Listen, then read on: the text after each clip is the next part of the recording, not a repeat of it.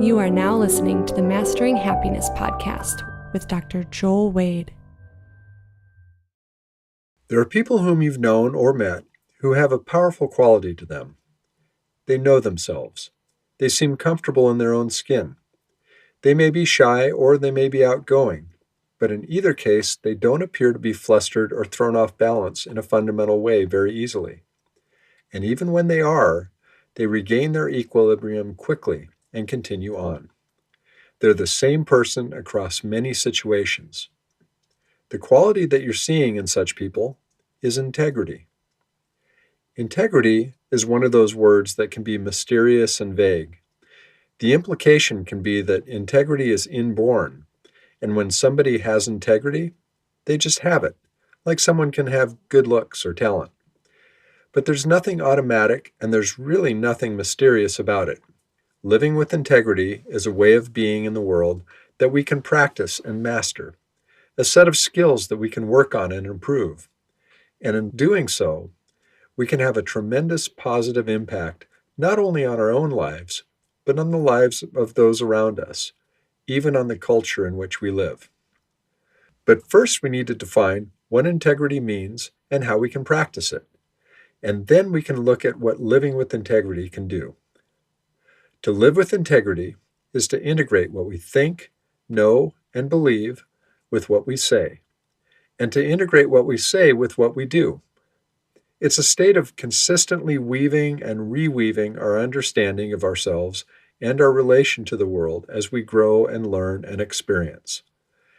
Integrity also presumes a basic level of honesty, a willingness to look at ourselves, to question what we think we know, and to continually look for evidence that what we believe to be true is actually true. This can often take courage. Not everything we find within ourselves and others is pleasant, nor is everything that we believe at any given time true. But as with all virtues, living with integrity is not something that we have, it's something that we do. We don't come into the world with integrity ready-made. Living this way is fulfilled through living congruently with our understanding and principles, and taking the feedback from reality about how accurate our understanding and principles actually are, even when we don't like what we find. As such, our integrity is always a work in progress. Because of this, the concept of redemption is a prerequisite. It's fine to hold an ideal of how you should behave, but we don't come into the world with perfect knowledge and unwavering moral clarity. We make mistakes. We do things we wish we hadn't. And sometimes we forget ourselves in the heat of emotions or the lure of promising opportunities. We don't always think things through as well as we wish, and we sometimes do things we come to regret. Living with integrity in the real world would be impossible without the potential of doing something wrong, learning from it, having empathy for those we may have hurt, taking action to correct it, and becoming a better person through understanding our experience and adjusting our behavior accordingly as we grow. The pain and shame of confronting our hurtful behavior, our mistakes, and our failures, and if possible, making up for the harm that we may have caused, is part of the process of integration. Avoiding these feelings can keep us from learning from what we did wrong and from growing as a person. Failure is an essential part of success at anything, including living well. The places we get thrown off track are the very places we have the most to learn.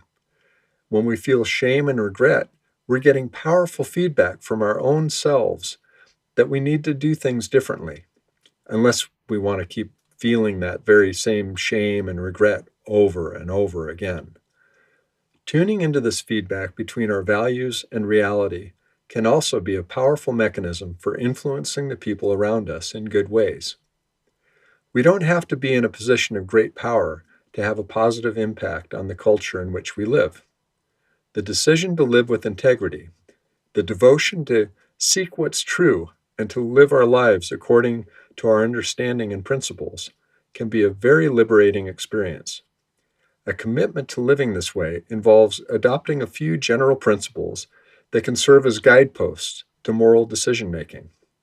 We decide to value what's true, to strive to understand ourselves and the world, to understand others, which requires empathy, to know what we value, to know what we believe. We decide to pay attention to feedback, pain, satisfaction, joy, disappointment, and genuine admiration that suggests that we have something to learn and integrate. And we decide to pay attention to these on an ongoing basis. When we feel ashamed or disappointed, this decision draws us to look at what we're doing that set us off track. Sometimes this happens later than we'd like. Then we need the courage to face the shame and regret that can make integrating such lessons so demanding. These can be the hardest moments in life, but in hindsight, they can be the moments that we feel the most pride over, or, in failing to do so, the greatest loss. This is the personal, individual experience and action of living with integrity. But we don't live in a vacuum, isolated from others. The impact that we have on each other is significant. And in this, the role of a person living with a high degree of integrity can be substantial. We know from some very interesting research what a profound effect we can have on each other's behavior, for good or ill. Our personal relationships, and even those people who are 3 degrees of separation away from our personal relationships, friends of friends of friends, are our sphere of influence, and we are theirs. What we say and do makes a real impact on those around us, and even on those a moderate distance away. In a 2007 study, Nicholas Christakis and James Fowler, drawing on a pool of over 12,000 subjects, found out just how powerful our personal contacts with people can be. They outline this in their book, Connected. Here are some examples. A person's chances of becoming obese increased by 57% if he or she had a friend who became obese. Among pairs of adult siblings, if one sibling became obese, the chance that the other would become obese increased by 40%. If one spouse became obese, the likelihood that the other spouse would become obese increased by 37%. For every happy friend we have, the likelihood of being happy ourselves increases by 9%. In other studies, these 2 researchers found that we can have a remarkable effect on others even several steps removed from our direct contact. If our friend's friend's friend quit smoking, we would be much more likely to quit smoking too. Even happy people we've never met 3 degrees of separation away have a positive effect on our own happiness. Good and bad behaviors pass from friend to friend. We influence each other's health and happiness just by our social interactions. Do these findings define the idea of freedom of choice? After all, if we're just passive recipients of social behavior, what's the use? Should we just flow with the tide of social influence? No, this is not the lesson to take from these examples. Living with integrity is a supreme act of individual consciousness. As we live with greater integrity, we become more truly ourselves. We can see proof of the power of integrity contained in one of the most dramatic psychological experiments ever conducted. You might be familiar with the experiments Stanley Milgram chronicled in his book, Obedience to Authority. Milgram sought to study the degree to which people would follow the dictates of an authority figure into clearly unacceptable territory. In these experiments, subjects entered a room in which there was an authority figure wearing an official white lab coat. The subject was instructed that his or her job was to administer a shock to another subject in the next room whenever that subject answered a question incorrectly. The first subject, the one giving the shock, had no idea that the second subject, the one to be shocked, was in on the experiment. The shock was just pretend, and the second subject was just acting. The first subjects thought they were just there to assist the experimenter, but they were the ones who were actually being studied. In front of them was a panel of switches marked with increasing voltage from 15 to 450 volts. Toward the upper range of voltage, the switchboard was marked Danger, Severe Shock, and then, past that, an ominous XXX. As the shocks were given, whenever the subjects would look to the authority figure or question what they were supposed to do, the authority figure simply answered, "The experiment requires that you continue." That's all they'd say. As the subjects gave the shocks, the pretend subjects from the other room expressed pain, pleaded to be released, screamed, and then finally yelled loudly that they had heart pains. Once the shocks reached 330 volts, there was just silence. What percentage of subjects do you think continued on through the expressions of pain, the screams, and the horrible silence through the full range of shocks? If you're not familiar with this study, I doubt that you'd guess correctly. Milgram himself expected very few, but fully 65%, 2/3, administered the full range of electric shock, past the danger zone, through the ominous XXX, all the way to 450 volts. But here's a fascinating, inspiring, and little-known piece of this study. When subjects came in and witnessed another subject refuse to continue, 90% of these subjects would then refuse to continue themselves. Think about that again for a moment. When people who are urged by an authority to do harm see that other people have refused to do so, only 10% continue to comply.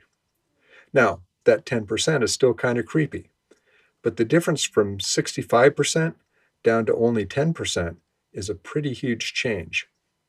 In practice, what this means is that we watch each other. What we see affects us. What we do in our daily lives can have a very positive or negative effect on the people around us. Far from suggesting that we're at the mercy of social forces, this makes a strong case for asserting our own leadership and personal virtue. When we return that extra change from a miscalculated bill, when we don't go along with others in our group who are willing to fudge data or appease a bully or gossip or intentionally hurt somebody, other people are influenced, and that's very likely to make a real impact. When we choose to behave with honor and integrity, particularly when other people aren't doing so, somebody will notice, and they may be likely to make a different and better decision as a result. We don't have to be in a position of great power to have a positive impact on our culture. It's in our day-to-day lives that most of us make our greatest impact.